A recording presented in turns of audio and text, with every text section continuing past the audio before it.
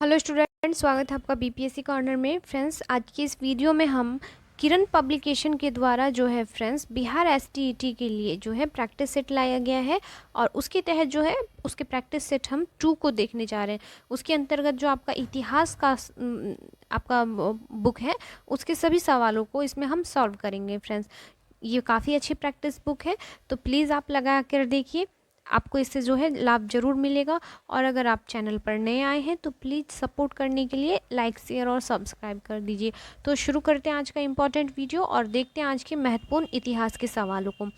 और फ्रेंड्स, एक बात बता दूं, मेरे चैनल पर जो है आपको साइंस के भी जो है एसटीईटी के सवाल मिल जाएंगे। वहाँ पे भी आपको प्रैक्टिस सेट चलाया जा रहा है, प्लस प्रीवियस ईयर के क्वेश्चंस भी मिल जाएंगे। जो भी स्टूडेंट जिन जिन फैकल्टी से रिलेट करते हैं, किसी का साइंस है तो किसी का बायो है तो किसी का फिजिक्स है, भूगोल है या राजनीति शास्त्र है, जो भी जिस सब्जेक्ट से है, मेरे चैनल पर जो है सभी प्रकार के वीडियो अपलोड किए जा रहे हैं। फ्रेंड्स, तो जो भी स्टूडेंट मतलब तैयारी करना चाह रहे हैं, प्लीज़ आप ज़्यादा से ज़्यादा शेयर कीजिए ताकि जो है ज़्यादा से ज़्यादा लोग जुड़ सकें। तो फ्रेंड्स, शुरू करते हैं आज का इम्पॉर्टेंट वीडियो और देखते हैं आज के महत्वपूर्ण सवालों को। आज का हमारा पहला सवाल है, किस गवर्नर जनरल का नाम राज्य हड़प नीति डॉक्ट्रिन्स ऑफ लैप्स के नाम से जुड़ा हुआ है? तो यह गवर्नर जाने जाते हैं लॉर्ड डलहौजी। कौन? लॉर्ड डलहौजी का नाम में जो होता है राज्य हड़प नीति के साथ जुड़ा हुआ है, क्योंकि वे रियासतें जिनका पैतृक वारिस नहीं था उन्हें गोद लेने का अधिकार नहीं था, और अपने इस नियम का पालन करते हुए उसने सतारा, जैतपुर, संबलपुर, झांसी को अंग्रेजी राज्य में जो है मिला लिया था। तो इस प्रकार हड़प नीति की जो नीति है लॉर्ड डलहौजी के द्वारा अपनाई गई थी। नेक्स्ट देख लीजिए अगले सवाल को। निम्नलिखित में कौन एक ब्रिटेन का राजा नहीं था? आपको बताना है। तो ऑप्शन जो 4 हो जाएगा, रेडवर्ल्ड, ये जो थे ब्रिटिश राजा नहीं थे। नेक्स्ट सवाल है हमारा, निम्नलिखित में से किसने 1857 के विद्रोह के कारणों का विश्लेषण करते हुए अंग्रेजों तथा मुसलमानों के बीच मेल मिलाप की वकालत की थी? तो यह किया था आपका सर सैयद अहमद खान ने। ऑप्शन क्या हो जाएगा? 3 हो जाएगा इसका राइट आंसर। अगले सवाल को देख लेते हैं। लॉर्ड माउंटबेटन द्वारा 15 अगस्त के दिन भारत को सत्ता हस्तांतरण का क्या आधार था? आपको बताना है। तो इसका जो आधार था, ऑप्शंस देख लीजिए, और इसका आधार माना गया था फ्रेंड्स, ऑप्शन क्या हो जाएगा? 4 हो जाएगा। एडमिरल माउंटबेटन के समक्ष जापानी सेना के समर्पण की वर्षगांठ। ऑप्शन क्या हो जाएगा? 4 हो जाएगा इसका राइट आंसर। लॉर्ड माउंटबेटन द्वारा जो है 15 अगस्त 1947 के दिन जो है भारत को सत्ता हस्तांतरण का आधार एडमिरल माउंटबेटन के समक्ष जापानी सेना की समर्पण की वर्षगांठ थी। तो ऑप्शन 4 हो जाएगा इसका राइट आंसर। नेक्स्ट देख लेते हैं हम। 1927 में ब्रुसेल्स में दलित राष्ट्रवादियों की कांग्रेस में राष्ट्रीय कांग्रेस की ओर से किसने भाग लिया था? बहुत ही अच्छे अच्छे सवाल हैं फ्रेंड्स, तो आप प्लीज़ लगाए कीजिए इस सेट को। तो इसका सही जवाब हो गया, राष्ट्रीय कांग्रेस की ओर से जो भाग लिए थे ये थे जवाहरलाल नेहरू। ऑप्शन 1 हो जाएगा इसका आंसर।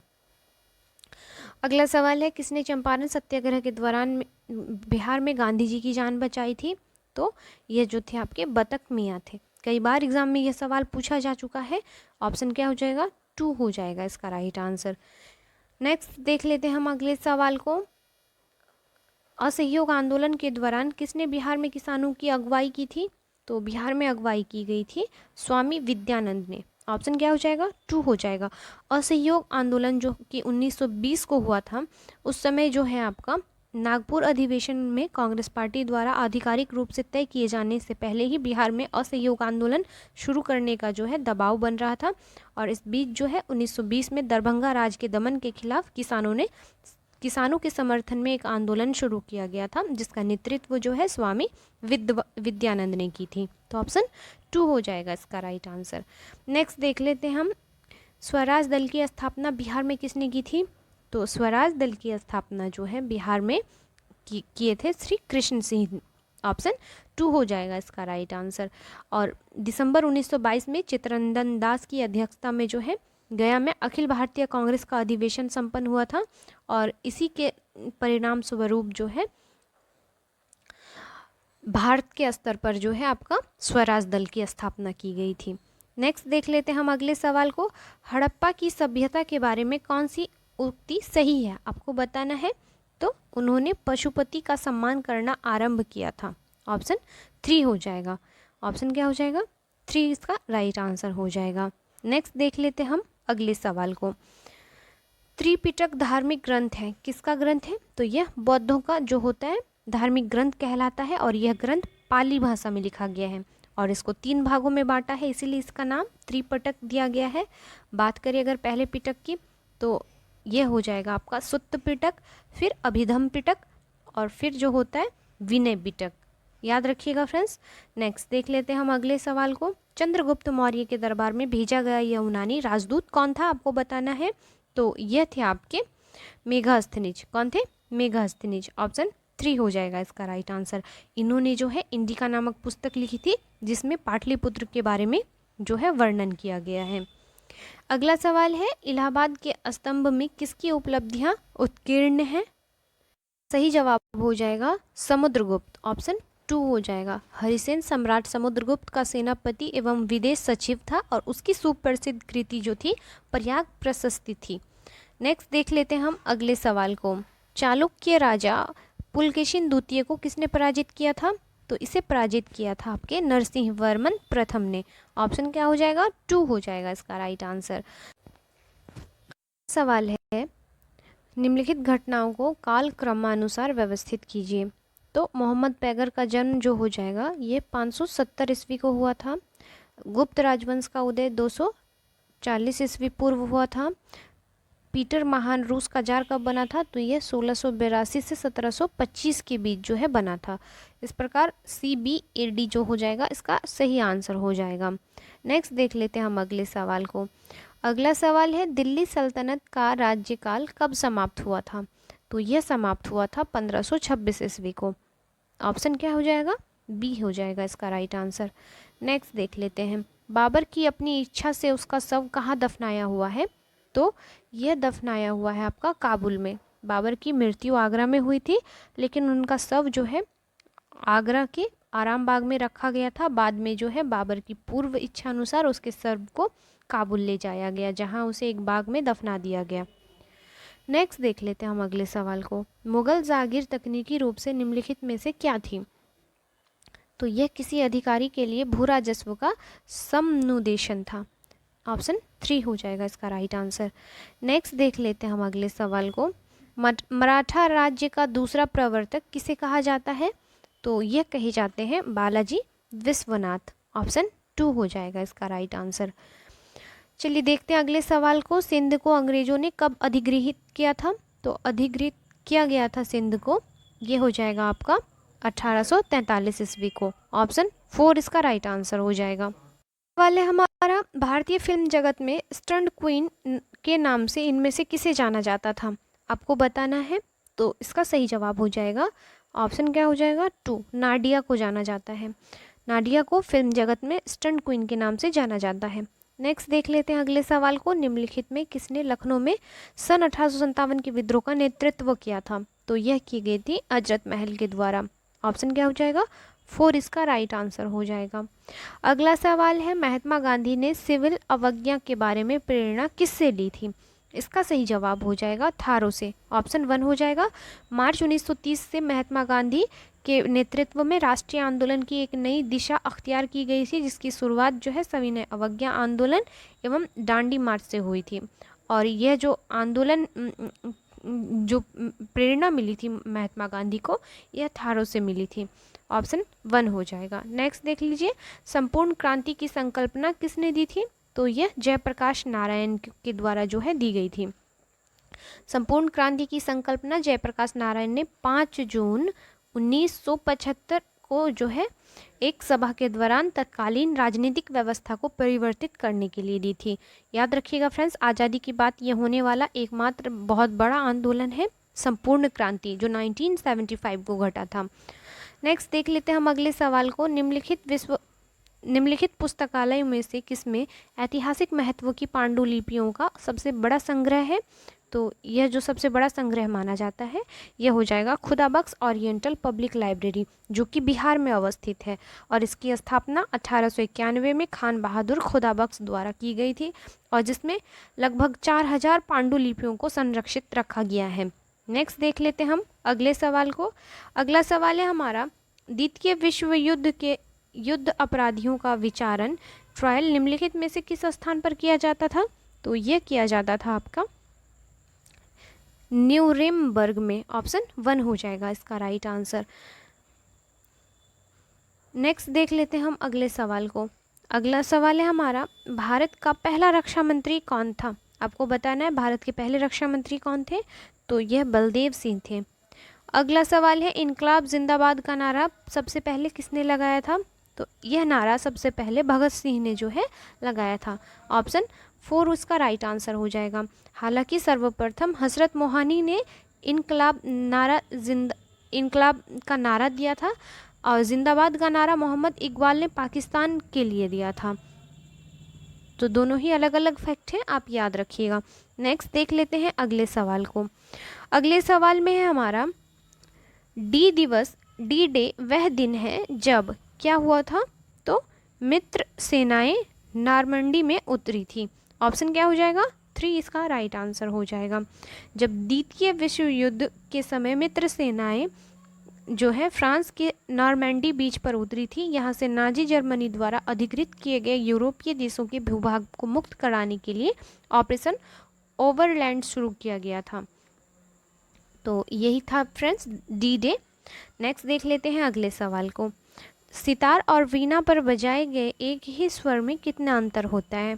तो यह अंतर होता है आपका गुणवत्ता का। किसका? गुणवत्ता में अंतर होता है इसके। नेक्स्ट देख लेते हैं अगले सवाल को। महापाषाण संस्कृति 500 से 1000 ईस्वी पूर्व हमें दक्षिण भारत के उस ऐतिहासिक युग से परिचित कराती है जब महापाषाण काल में उपयोग लाए जाते थे। तो क्या लाए जाते थे? तो बड़े पत्थरों से घिरी हुई समाधियाँ या कब्रें। ऑप्शन क्या हो जाएगा? 3 हो जाएगा इसका राइट आंसर। देख लेते हैं अगले सवाल को। जैनियों के पहले तीर्थकार कौन थे? तो यह थे आपके ऋषभनाथ। ऑप्शन 4 हो जाएगा इसका राइट आंसर। इन्हें जो है वास्तविक संस्थापक माना जाता है। नेक्स्ट देख लेते हैं हम अगले सवाल को। अगला सवाल है, अशोक के अधीन मौर्य राजतंत्र का सबसे सही वर्णन निम्नलिखित में कौन होगा?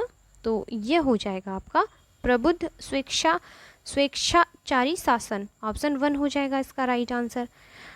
पहला ज्ञात गुप्त शासक कौन था? आपको बताना है। इसका सही जवाब हो जाएगा श्रीगुप्त थे। ऑप्शन 1 हो जाएगा। पहला ज्ञात गुप्त शासक श्रीगुप्त, जिसका काल था 240 से 250 ईस्वी, और वह गुप्त वंश के संस्थापक थे और उनका जो उत्तराधिकारी था घटोत्कच था। ऑप्शन क्या हो जाएगा इस प्रकार? 1 हो जाएगा। नेक्स्ट देख लेते हैं, हर्षवर्धन को किसने पराजित किया था?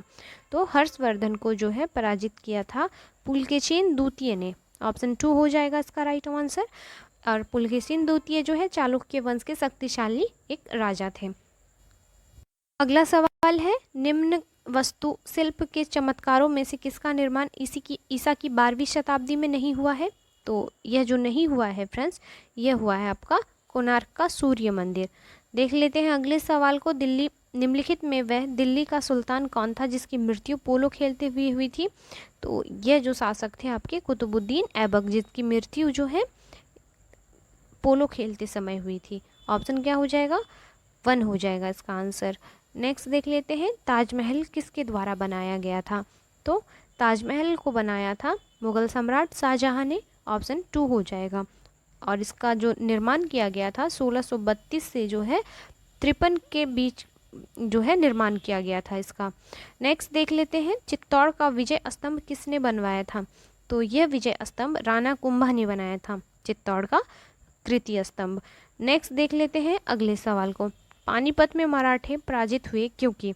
इसका सही कारण है मराठे शक्ति में अफगानों के बराबर नहीं थे। ऑप्शन 2 हो जाएगा इसका राइट आंसर। नेक्स्ट देख लेते हैं, किस गवर्नर जनरल के काल में पंजाब को ब्रिटिश साम्राज्य में मिलाया गया था? तो यह मिलाया थे लॉर्ड डलहौजी ने। ऑप्शन 2 हो जाएगा इसका राइट आंसर। नेक्स्ट है, भारत में प्रथम तार या टेलीग्राफ सेवा कब प्रारंभ की गई थी? तो यह शुरुआत की गई थी 1853 ईस्वी को। अगला सवाल है 1857 विद्रोह का प्रशासनिक परिणाम शक्ति का अंतरण था, क्या था? तो यह था आपका ईस्ट इंडिया कंपनी से ब्रिटिश सम्राट को। अगला सवाल है नोआखली कहाँ स्थित है, आपको बताना है। तो यह स्थित है आपका, ऑप्शन क्या हो जाएगा 2, बांग्लादेश में। ऑप्शन क्या हो जाएगा 2 इसका राइट आंसर हो जाएगा, जहाँ पर जो है 1946 को बड़े पैमाने पर सांप्रदायिक दंगे हुए थे। नेक्स्ट देख लेते हैं, स्वतंत्र भारत में पहली गैर कांग्रेस सरकार किस राज्य में बनी थी? सही जवाब हो जाएगा केरल में बनी थी। स्वतंत्र भारत में पहली गैर कांग्रेसी सरकार केरल में जो है 1957 से 59 के बीच जो है बनी थी। नेक्स्ट देख लेते हैं अगले सवाल को।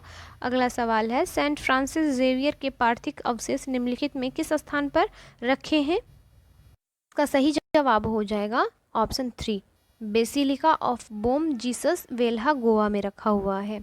अगला सवाल है फ्रांसीसी क्रांति ने किसकी शिक्षाओं से प्रेरणा प्राप्त की थी? तो यह जो है आपका रूसो से प्राप्त की थी। फ्रांस के इतिहास की मुख्य घटना फ्रांस की क्रांति है, जिसने वहाँ के राजा लुई 16वें तथा रानी मैरी एंटीनोएट को फांसी दे दी गई थी और समानता, स्वतंत्रता और भ्रातृत्व का नारा दिया गया था फ्रेंड्स। नेक्स्ट देख लेते हैं अगले सवाल को। अगला सवाल है बिहार का सबसे पुराना गिरजाघर कौन है, आपको बताना है। तो यह पादरे की हवेली है। ऑप्शन क्या हो जाएगा 1 हो जाएगा इसका राइट आंसर, और यह वास्तव में बिहार में सबसे पुराना चर्च है जो कि पटना में स्थित है। नेक्स्ट देख लेते हैं अगले सवाल को। अगला सवाल है धातु से बने सिक्के सबसे पहले प्रकट हुए, कब हुए? तो बुद्ध के काल में हुए थे सबसे पहले सिक्के, धातु के सिक्के। ऑप्शन क्या हो जाएगा 3 हो जाएगा इसका राइट आंसर। धातु से बने निष्क और शतमान शब्द मुद्रा के रूप में माने जाते हैं, लेकिन प्रतीत होता है कि वे धातु के बने जो होते हैं अलंकरण रहे होंगे। नेक्स्ट देख लीजिए अगले सवाल को। राजस्थान में माउंट आबू पर दिलवाड़ा मंदिरों का निर्माण निम्नलिखित में से किस धर्म के अनुयायियों द्वारा किया गया था? तो यह किया गया था जैन अनुयायियों के द्वारा। ऑप्शन 2 हो जाएगा इसका राइट आंसर। नेक्स्ट देख लेते हैं अगले सवाल को। अशोक की प्रशासनिक नीति में भारी परिवर्तन किस घटना से आया? तो यह आया था आपका कलिंग के युद्ध के बाद। अशोक की प्रशासनिक नीति में भारी परिवर्तन कलिंग के युद्ध के बाद आया था, क्योंकि इस युद्ध में जो है काफ़ी रक्तपात हुआ था, जिससे अशोक का हृदय परिवर्तन हुआ था, और अतः जो है कलिंग युद्ध के बाद ही अशोक ने जो है भेरी घोष की नीति त्याग कर धम्म घोष की नीति को अपनाया था। तो ऑप्शन 2 इसका राइट आंसर हो जाएगा। फ्रेंड वीडियो कैसा लगा प्लीज़ कमेंट करके बताएं, और अगर यूज़फुल लगे तो प्लीज़ शेयर कर दीजिए। और जस्ट ही भूगोल के जो है सेशन को लेकर आते हैं हम, जो भी आपका किरण पब्लिकेशन में भूगोल का प्रैक्टिस सेट 2 है उसके जो सवालों को हम जल्द ही सॉल्व कर लेंगे। तो मिलते हैं नेक्स्ट वीडियो में, तब तक के लिए थैंक यू।